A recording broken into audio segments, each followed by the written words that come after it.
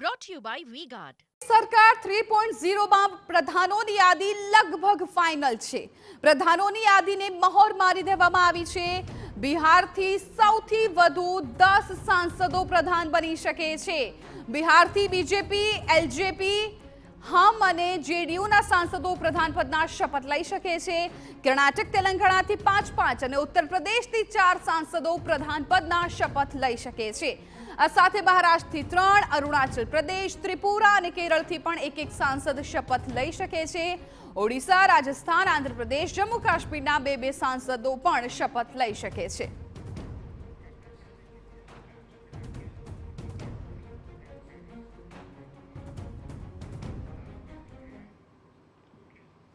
સંવાદદાતા કિંજલ મિશ્રા મામલે વધુ જાણકારી આપી રહ્યા છે. કિંજલ, જો વાત કરવામાં આવે 2014માં કે જેમાંથી 24માંથી 20 એવા પ્રધાનો હતા કે જે બીજેપીના હતા, 2019માંથી 25માંથી 22 હતા કે જે બીજેપીના હતા, અને આ વખતે આખું ચિત્ર બદલાઈ ગયું છે. આખરે હવે કોણ પ્રધાન હશે એ વિશે સૌને જાણવાની ઉત્સુકતા રહી છે. કોના નામ આમાં સામેલ થઈ શકે છે?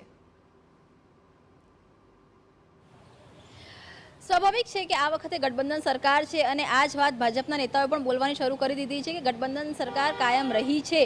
કેમ કે આ વખતે 2 વખતથી બહુમતીની સરકાર હતી, એટલે સ્વાભાવિક છે કે ભાજપના નેતાઓનો દબદબો હતો એ મંત્રીમંડળમાં વધારે હતો. ગઠબંધન સરકાર છે આ વખતે, અને ગઠબંધનના કારણે સરકાર ટકી રહે તે પ્રકારની પરિસ્થિતિ છે. એટલે આ વખતે ગઠબંધનમાં બી ખાસ કરીને જેડીયુની વાત કરવામાં આવે, ટીડીપીની વાત કરવામાં આવે, તેનો દબદબો છે તે વધારે છે, તે જોવા મળશે. વડાપ્રધાન દ્વારા 11:30 વાગે તેમના નિવાસ સ્થાને એક બેઠક બોલાવવામાં આવી છે કે જે બેઠકની અંદર જે નવનિયુક્ત મંત્રીમંડળ બનવાનું છે, જેની અંદર જેનો સમાવેશ થવાનો છે મંત્રીઓનો, એ તમામને આજે 11:30 વાગે વડાપ્રધાનના નિવાસ સ્થાને બોલાવવામાં આવ્યા છે. અત્યાર સુધીમાં જે નામ કન્ફર્મ થઈ રહ્યા છે, જો તેની વાત કરવામાં આવે તો જયંત ચૌધરી, તેમને ઉત્તર પ્રદેશથી તેમને કોલ આવી ચૂક્યો છે અને કેબિનેટના શપથ લેવાના છે તે પ્રકારની જાણકારી આપવામાં આવી છે. જીતન માંઝી, જે નામ સતત ચર્ચામાં હતું, જીતન માંઝીનો પણ સમાવેશ 3.0 સરકારમાં થઈ ચૂક્યો છે.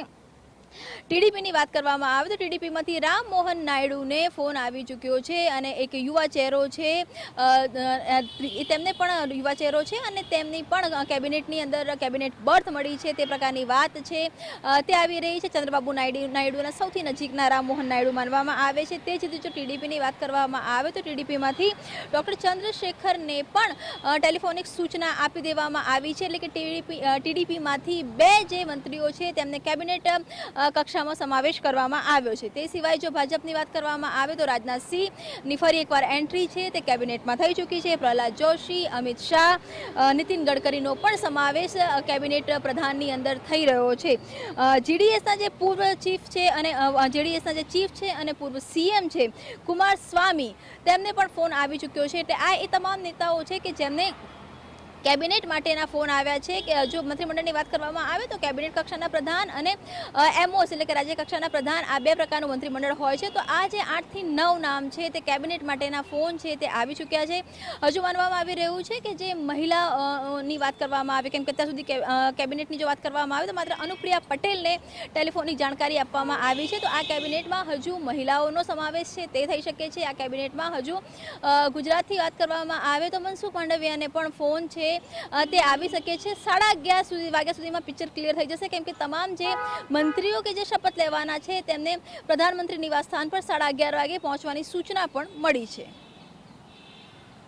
અપડેટ લેતા રહીશું. અત્યારે એક મહત્વપૂર્ણ વિગતો પણ મળી રહી છે. મોદી સરકાર 3.0ના નવા પ્રધાનોને ફોન આવવાના શરૂ થઈ ગયા છે. ગાંધીનગરથી સાંસદ અને ગૃહપ્રધાન અમિત શાહને ફોન આવ્યો છે. અમિત શાહને પ્રધાન પદ માટે શપથ લેવા ટેલિફોનિક જાણકારી અપાઈ છે. રાજનાથસિંહ અને નીતિન ગડકરીને પ્રધાન પદના શપથ લેવા માટે પણ જાણકારી અપાઈ. બિહારથી એચએએમના રાષ્ટ્રીય અધ્યક્ષ જીતન રામ માંઝીને પણ ફોન આવ્યો. રાજ્યસભા સાંસદ જયંતસિંહ ચૌધરીને શપથ ગ્રહણ માટે ફોન આવ્યો. અપના દળના અધ્યક્ષ અને સાંસદ અનુપ્રિયા પટેલને ફોન કરી જાણકારી અપાઈ છે. ટીડીપીના સાંસદ રામ મોહન નાયડુને ફોન કરીને જાણકારી આપવામાં આવી છે. ટીડીપીના સાંસદ ડોક્ટર ચંદ્રશેખરને પણ જાણકારી અપાઈ. પ્રધાન પદ માટે શપથ લેવા ટેલિફોનિક જાણકારી અપાઈ છે. આ તમામ એવા નેતાઓ છે કે જેમને પ્રધાન પદ માટેની પસંદગી થઈ શકે છે, કેમ કે આ તમામ નેતાઓને ફોન આવવા લાગ્યા છે. બિહારથી હોય, ઉત્તર પ્રદેશથી હોય કે પછી ગુજરાતથી હોય, સૌથી વધુ બિહારના 10 પ્રધાનો છે બની શકે છે એવી પણ જાણકારી મળી રહી છે. અને સાથે સાથે તમામ એ પ્રધાનો કે જેઓ સંભવિત ચહેરા અત્યારે માનવામાં આવી રહ્યા છે, તમામ લોકોને ફોન આવવા લાગ્યા છે પ્રધાન પદના. તેઓ પણ આજે શપથ લઈ શકે છે. આ તમામ લોકો ગુજરાતમાંથી અમિત શાહ, મનસુખ માંડવિયા, ત્યારબાદ CR પાટીલ, આ તમામ લોકોને ફોન આવી ગયા છે. અને સાથે અન્ય જે રાજ્યો છે ત્યાંથી પણ પ્રધાન પદની પસંદગી કરવામાં આવી છે. PM મોદી શપથ પહેલા નવા પ્રધાન brought to you by V-Guard.